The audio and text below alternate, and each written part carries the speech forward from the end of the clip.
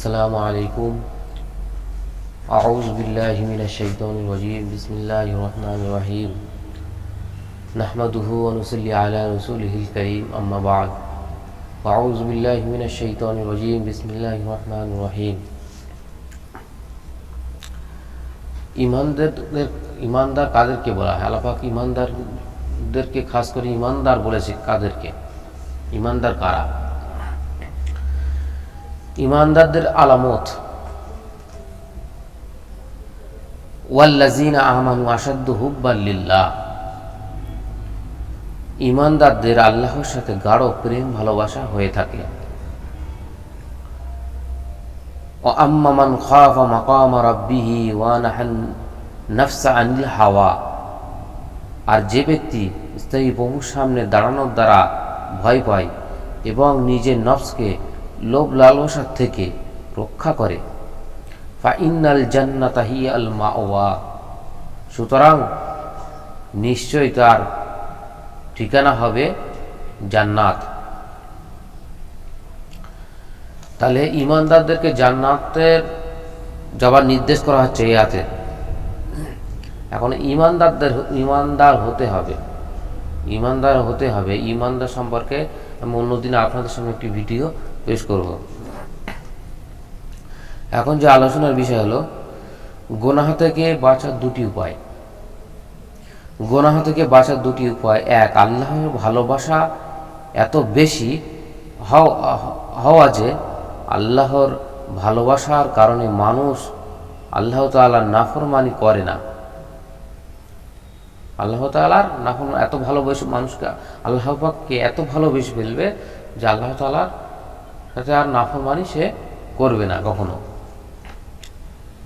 2, আল্লাহর ভয় এত বেশি হওয়া যে আল্লাহর সামনে দাঁড়াতে ভয় পায়।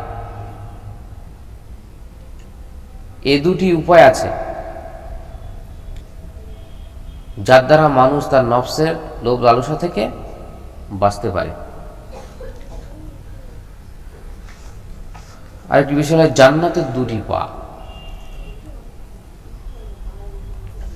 যেন এক বুজুর্গ বলেন জান্নাতের দুটি পা।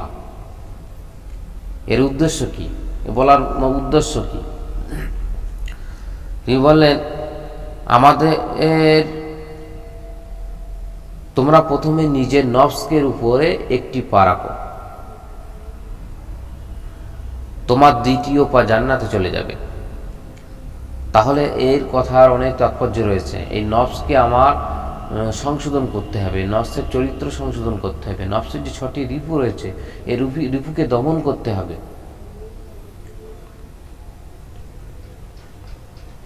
নফসকে হত্যা করতে হবে। নফসে হত্যা করা, নফসে কাবু করা সফলতার চাবিকাঠি।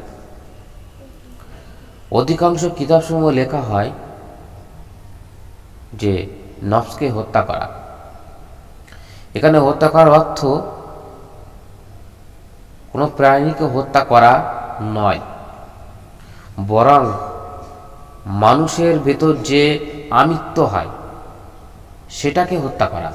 মানুষের ভিতরে যে আমিত্ব আছে এই আমিত্বটাকে ধ্বংস করা, আমিত্বকে নষ্ট করা। কারণ মানুষের ভিতরে লোভ লালসা নিঃশেষ হয়ে যায়, এমনকি যে মানুষের পছন্দনীয় জিনিস হয়ে যায় যা শরীয়ত স্বীকৃতি দেয়। এ জিনিস নসিব হয় বেশি জিকিরের দ্বারা, আল্লাহ ওয়ালাদের সংস্পর্শের দ্বারা হয়ে থাকে।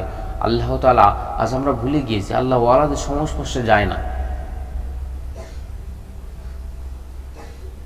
খোশ নসিব ওই ব্যক্তি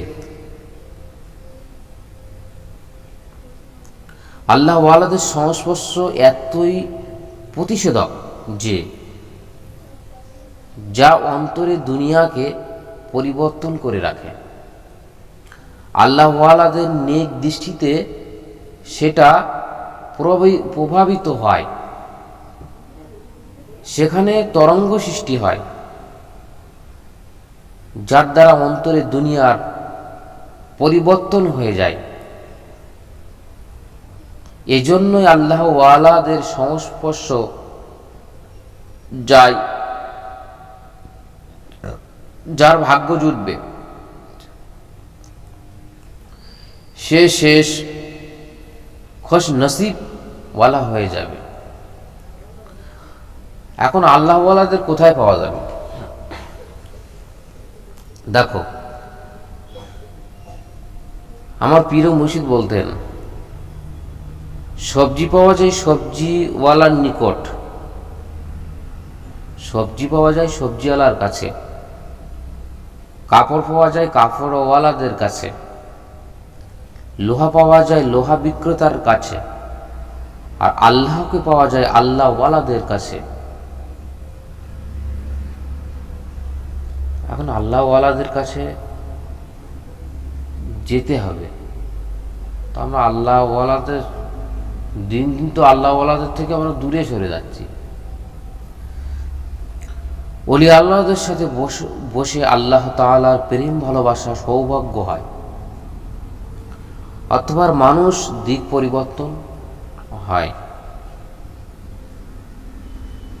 তার দিক দুনিয়া থেকে সরে আল্লাহর দিকে ধাবিত হয়। আল্লাহওয়ালাদের সংস্পর্শে বরকত আছে। ওলি আল্লাহদের সংস্পর্শে এমন এক চুম্বক আছে যা মানুষের অন্তরে দুনিয়াকে মুহূর্তের মধ্যে পরিবর্তন করে দেয়।